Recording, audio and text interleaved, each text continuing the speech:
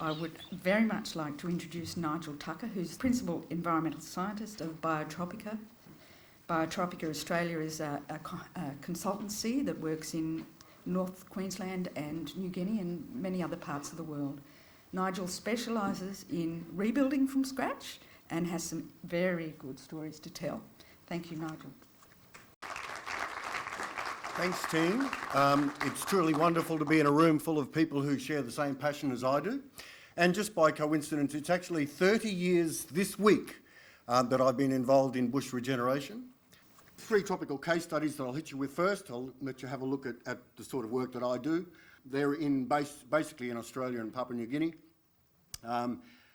Distance and disturbance are 2 of my major interests in terms of restoration, and a lot of what I talk about today will focus on disturbance and distance. Regeneration monitoring has been a real feature of all of these projects, and in fact I try to make it a feature of most restoration work which I'm involved in.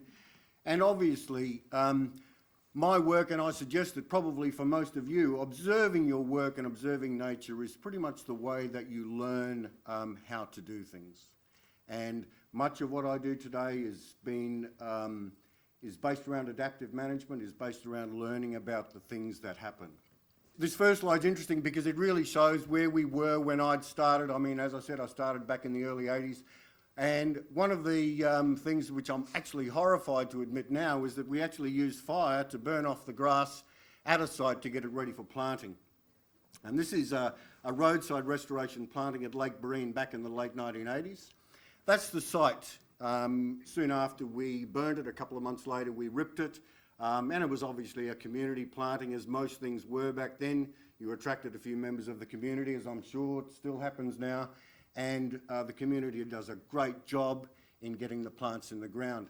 So that's the site back in March 88, and that's the site in October 2013. As Teen said, in situ resilience in rainforest, migratory resilience in rainforest is a wonderful thing, because once you understand that, hey, the birds are the drivers of this ecosystem, then it's really a case of working with nature to try and create the kind of results that you're expecting. So the next one I'd like to quickly talk about is Donaghy's corridor. This is a 1.2 kilometre by 100 metre wildlife corridor which joins Lake Barrine National Park, which had been isolated since the mid-1940s, to Gadgara State Forest, about 80,000 hectares. So this was a planting that was done in January 1995, and that's the same site in October 2013.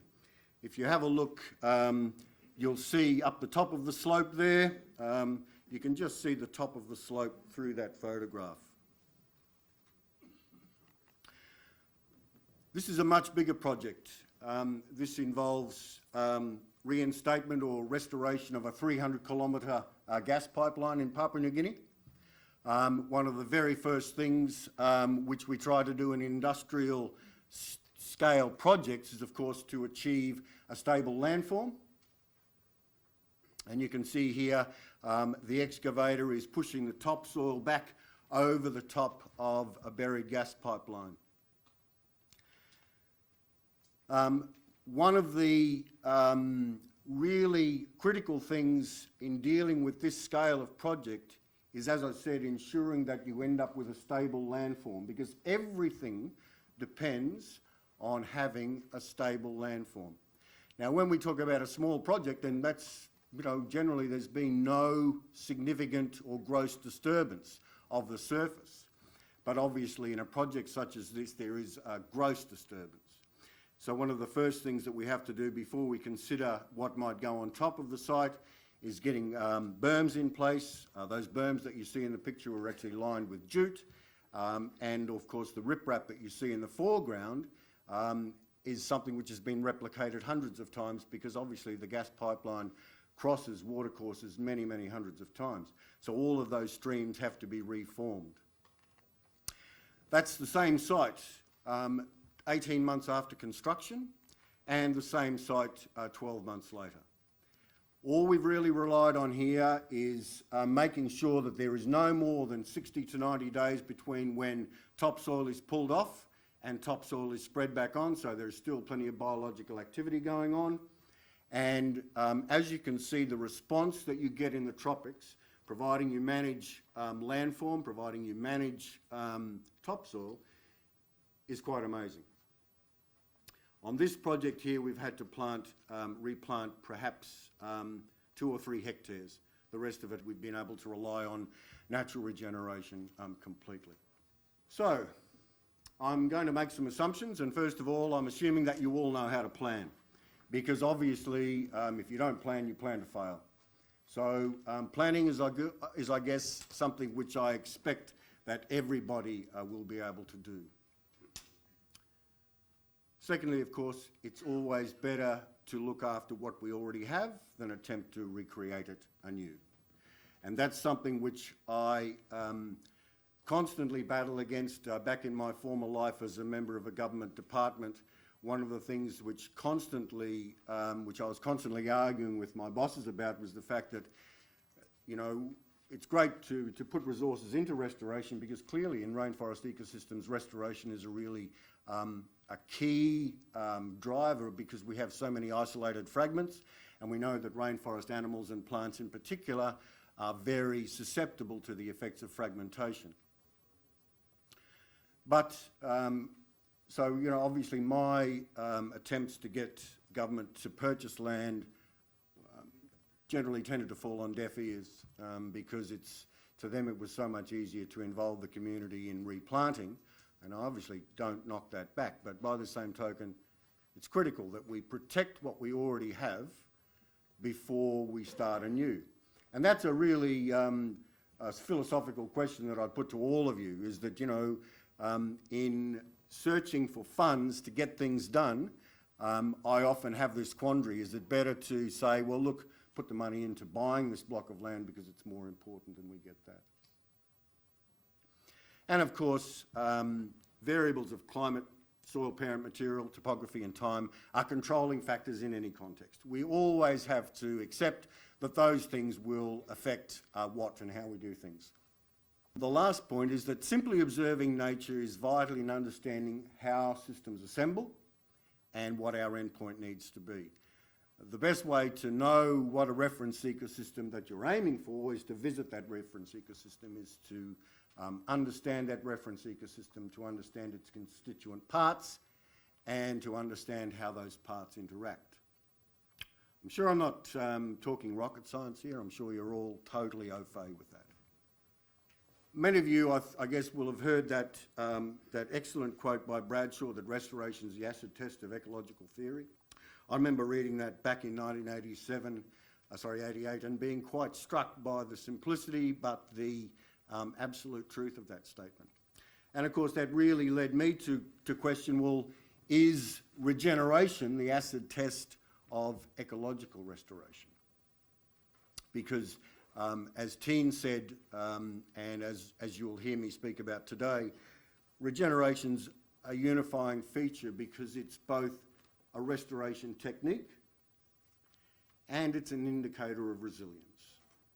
One of the things which I've done throughout my career is go back to sites which I've replanted or which I've worked on in some way and had a look at the regeneration, because regeneration teaches you so much about the way the system is progressing.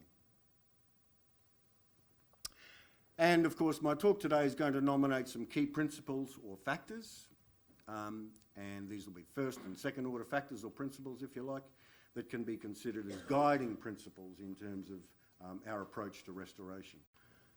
So first order principles. To start with, as I said, regeneration is an important indicator of ecosystem resilience. In a restoration context, it's most likely to be affected by distance. That is the distribution of habitat across the landscape and the distance of that patch that you're restoring relative to the remainder of the landscape. And of course, disturbance, which relates to the nature, the frequency and the intensity of both natural and anthropogenic disturbance. I believe that they're actually fundamental to the design and outcomes of ecological restoration, but I think they're too frequently ignored as a framework principle, if you like. because both factors profoundly affect the rate and the nature of regeneration. So both have a major effect on how restoration should occur. And both factors, of course, are also key criteria against which we prioritise restoration works. Back in the early days of my career, and it's probably been the same for you, we tended to focus on planting small areas beside roadsides, figuring that that's where most people saw these things and that's where most people would switch onto it. And I guess it had that effect because, crikey, I'm talking to 200 people, and back in the mid-1980s when I first started to get involved in restoration, there was no way in the goddamn world that 200 people would have turned up to listen to this. So the fact that plantings were beside roadsides, weren't particularly large, did have some effect, because clearly it makes people think about what they're doing to and on the landscape. Let's start with distance. Distance, like connectivity, depends on the scale at which it's viewed. If you're a flightless beetle, then connectivity takes on a whole new meaning than if you're a tern. Distance affects the type of colonisation and regeneration, and so the restoration strategy that you adopt. Distance effects have to be managed at the site scale. You have no choice. You have to manage them at the site scale, at the scale of where you are working. But regeneration outside the site should also be a key aim, because we're really looking to reduce the distance or the effective distance. And this is a really important concept, is that people don't understand that their restoration site is not just about the restoration of that site. Their restoration site, it's about putting more habitat on the landscape and having that habitat then be able, or those species that you've established, then be able to regenerate elsewhere. That's what it's all about. It's about getting this landscape, if you like, to regenerate for free. And in a heavily disturbed landscape, what you're really trying to do is put plants on the landscape that you know will be able to regenerate. Disturbance, on the other hand, the frequency and intensity of anthropogenic disturbance really affects the present and the future of regeneration at any site. Whether we're in a large mine site or just arrested succession in a small forest gap. It's the anthropogenic disturbance which has gone on in the past, its rate, its frequency and its intensity, which you will have to deal with at the site level in order to be able to foster regeneration. And of course, the most important thing from my perspective is that you understand that natural disturbance is a major structuring feature in any plant community, and it influences both current and future resilience and regeneration. Let me just put this in the context of restoration. People ask me why I plant so many pioneer species when I do rainforest restoration plantings. And I explain that, well, apart from the fact that they grow fast, they provide structural complexity, they provide early resources for wildlife to feed on, and a reason to visit the plot, and a reason to disperse seeds. But the most important thing is that they live fast and die young. And in the process of dying, they create the kind of disturbance that is so essential in rainforest ecosystems, but I'd also suggest that it's an essential feature in any ecosystem. Because if we're going to have regeneration, then we need something to die. We need a space to be created. If we want regeneration, then we also require that the conditions which are put in place allow for that kind of natural disturbance to occur. So whether we're talking about tree fall gaps in forests, whether we're talking about fire, or whatever the disturbance factor is, that disturbance factor is a key structural feature in that system. And in some way, shape or form, disturbance has to be built into the system. And the way we do it in rainforest is to use pioneers which, as I said, live fast and die young, and create the kind of gaps and the niches for regenerating species to be able to actually form the second generation and the real forest. Because as I've said many times, to think that we can recreate rainforest ecosystems is pure human ego. All we can really do is create the conditions which nature can then use to regenerate and get the real forest into action. So distance and disturbance both follow a spectrum, and recognising where your project fits along that spectrum recognises its potential for self-organisation through the regeneration process, and of course how much intervention is going to be required for regenerative resilience to develop. Intervention can be at a variety of levels, whether in the species matrix that you choose and at different times, for instance during the maintenance phase or during your species introductions. Let's look at disturbance and regeneration. You see along the bottom axis is the frequency and intensity of disturbance. The more that disturbance is frequent and intense, then the more intervention we're going to have to apply to the restoration of that system. What you see is that the number of species that we might have to plant increases as the distance increases from the source. So the further we go from a source of seedlings, the more seedlings we have to plant. And of course, by the same token, you also see that distance has a big effect on the number of species regenerating. So distance is something which really needs to be understood from the start. Am I a long way from a source of seeds? And if I am, I'm obviously going to have to build extra resilience and extra species into the initial planting matrix. Obviously, the more proximal a site is, then the less intervention we have to put in. The more distant a site is, the more intervention is required. And distance, of course, regeneration potential, we see that we have to plant more species because we get less species regenerating the greater the distance. So management of disturbance and distance effects are really important structural framework for successful restoration. It asks us to analyse the nature of the immediate surrounds and the local landscape to enable sound decisions in restoration planning and management, and it allows us to visualise the rate and the nature of future regeneration. So just quickly, I want to have a look at some slides from some projects which I've been involved in. This one is looking at the effect of distance from forest edge. So the very top line, Barrine, that's a site which is actually that community planting which I showed you very first up, where we were burning the site. The number of regenerating species when you adjacent to forest is quite high, and it doesn't take too long for that area curve to flatten out. The two bottom sites, the site intermediate is 600 metres away from forest. Unfortunately, we can only fit 8 quadrats in this plot. It's quite small. But it's 600 metres away from forest, and you can see the effect in terms of the number of species regenerating. The bottom line, or furling in this diagram, is a site that's 2 kilometres from forest. So the effect of distance, as you can see, is quite significant.